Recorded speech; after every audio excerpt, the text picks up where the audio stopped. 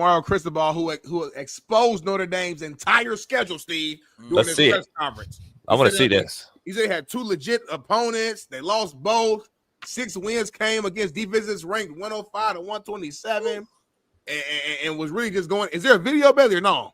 Or he was just going in. We won 10 games, just like we're being compared to obviously to Notre Dame in a lot of different forms and fashions, but the totality of our resume got just as strong or stronger than anybody else.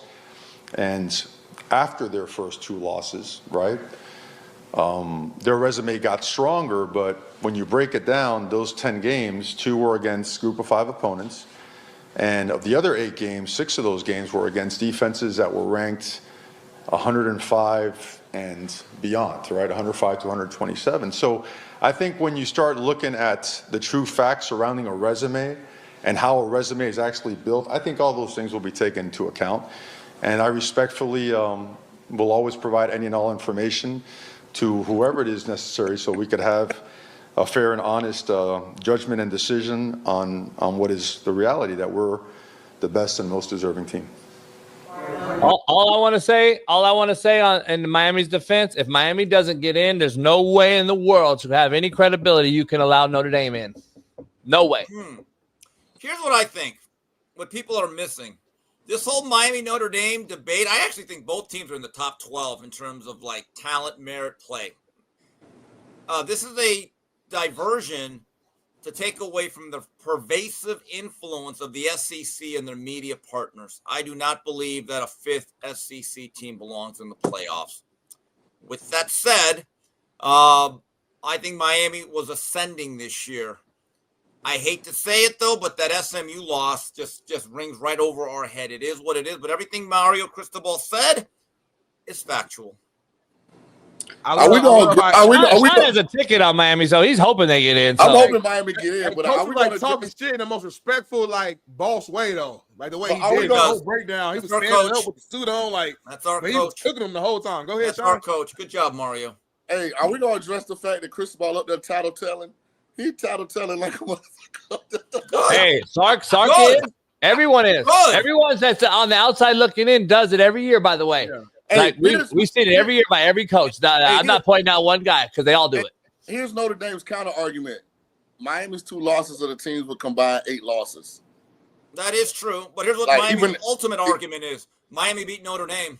Do the games matter or not as a player, Shaun? Yes or no? And I always say to Steve, if me and you got in a fight, Steve, and I beat your ass, don't tell me who beat my ass. You didn't do it. You didn't do it. But Smitty, here's where we got to be careful. Please do. It's amazing to open college football with Miami versus Notre Dame, with Texas versus Ohio State. Like, you got to have a little more grace for who wins and loses those games than when you get later in the season and y'all should be operating at full tilt. Yeah, I got a fundamental problem, though, with that, Shaun, because here's the problem. You don't want teams to say, okay, well, fuck it then. If y'all going to hold me then Texas belongs in. That's what they're doing. I'll go play Citadel and Kent State. Hold on, though. Then Texas belongs in. Texas lost to Ohio State game 1. To your point, Miami won game 1 against Notre Dame. One of those teams of the 3 are in the playoff. I'm gonna be real. I think Texas right now is a top 12 team. My eyes work. 100%. I think we're at today. I think I'm with you. They are. Smitty, I'm with you, but here's the reality. If you look at the scope of their whole 12 game, they're closer to being a 5-loss team than a 1-loss team. And they had to escape against Mississippi State and Kentucky. Dude, that's everybody up there, though, Kimmy. Yeah, that defense is fire, too. I mean, look at A&M. A&M could be a 5-loss team. They got 1 loss. Well, they had one game they escaped. That's the South Carolina game that we watched. They've been in some dogfights. Here's what's going to happen, y'all. Texas Tech is going to put belt to ass to BYU. I know y'all all think BYU was going to be in regardless. I disagree. No, Texas Tech is going to beat them by 20 points. BYU is out. Texas is going to move up to number 12. The U is going to be at 11. The U and Texas and Notre Dame will all be in. BYU be out.